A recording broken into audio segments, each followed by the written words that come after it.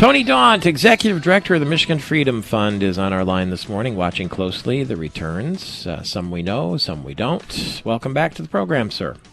Good morning. How are you? Well, I'm kind of chuckling at the media, and I'm chuckling at the pollsters, and I find it all quite ironic that after months and months and months of being told it was all over, it's not over. Oh, boy. Nothing better than seeing hubris and arrogance and all of that get a comeuppance. And, lots still up in the air, but, boy, what a night. Like you said, so much being told that it was all over and it was just a matter of how big, and now look where we are. So let's see how it all shakes out. What do you think it means or doesn't mean for Governor Gretchen Whitmer that the race in Michigan for president is so very close and the race for the United States Senate is so very close, and that there were gains in the state house for Republicans as we understand it, and just the whole sort of Democrat ball of wax, the expected repudiation of Donald Trump and his policies? What does that mean to her? Well, if I'm Gretchen Whitmer and Jocelyn Benson and Dana Nessel and pretty much any Democrat here in the state of Michigan, I'm really looking over my shoulder and I'm thinking, if they're smart, they're thinking, what did we do wrong? Where did we go wrong? Speaking with Michigan residents and talking about whether it be coronavirus, whether it be the economy. I think, in my gut, what I think is the biggest hit for the Democrats is just this idea that they can talk identity politics and kind of talk America down all the time without consequences. And it's shown last night that that's just not the case.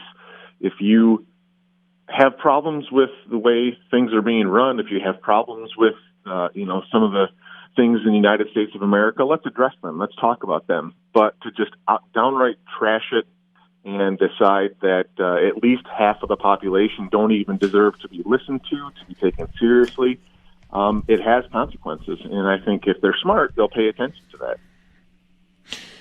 I guess my naive question about that is they are elected to represent us, no matter what party they're in. Have they misjudged Michigan? In many ways, I would say yes. Absolutely.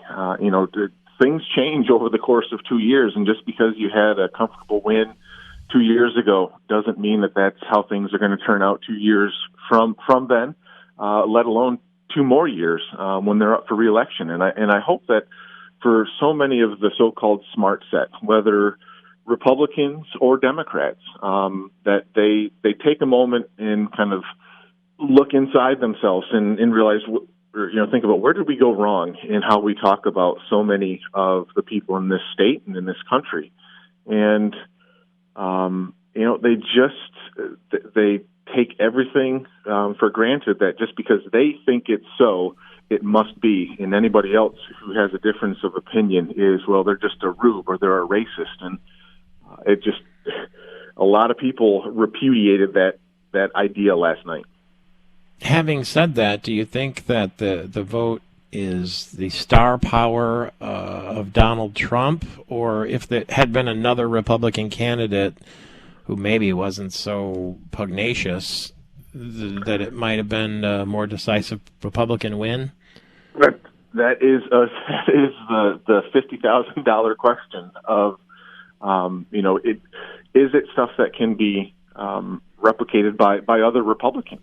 And, I think his instincts in many ways, standing up for the working class, the blue collar, are things that should be modeled and that should be taken seriously. And as you know, and as the listeners know, I've always had quite the problem with his temperament and in the way he says things and goes about things at times. But that's all going to be really important to dig into and determine, is there a coalition out there that can be built together that's durable and lasting for Republicans, based on what Donald Trump has done and shown, maybe without the ability or the kind of the negative of turning away so many suburban voters, and particularly educated women and educated voters. And still lots to be left to be counted to see kind of how things turn out. But I will tell you, I'm not shocked by anything these days, but I'm pretty surprised by the outcome of last night.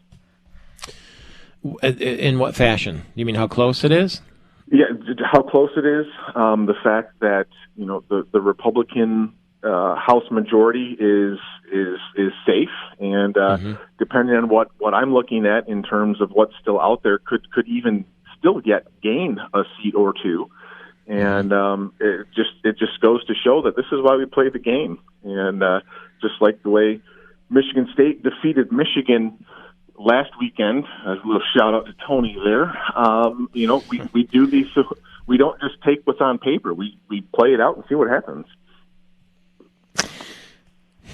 Okay, and you think that some of this vote is aimed at the governor? In other words, it was driven by economics, and we don't feel like being shut down, and so we're going to go with that guy because he's talking about broad sunlit uplands, while the other candidate is talking about a dark, dark winter. I think so, and I think that a lot of it was just the simple fact that Donald Trump, for all of his faults, went out there and fought for this election and came to those states that were still up in the air and didn't take it for granted, didn't talk down to people, didn't have governors and other officials spreading kind of misinformation and fear out there. And I think, again, if I'm a Democrat at any level in states, especially like Michigan, I'm really concerned about what this means for the future and where they thought they were going to be taking their party. Should we presume that the fate of John James will be the same as Donald Trump, one way or the other? I think obviously there's always caveats in terms of exactly how close it is, but I think they're pretty closely tied. The last I had seen, John James was maybe overperforming just a little bit, but I think that depending again on how close it is, that they're pretty well intertwined. Michigan Freedom Fund. Right now we see at this very moment 49.7, John James 48.4, Gary Peters, Trump up by a 0.5 percentage point on Joe Biden. Of course, that all means nothing because by the time we get done talking, those numbers are evolving and changing and so forth. But we find Michigan Freedom Fund how? At MichiganFreedomFund.com, and we will happily add you to our list. We'll happily take any contribution you want to send our way to keep up the fight, defending freedom and liberty in the Constitution here in Michigan. And we may be headed toward more shutdown efforts later this week, so let's keep in close touch, okay? You bet. Tony Daunt, Michigan Freedom Fund.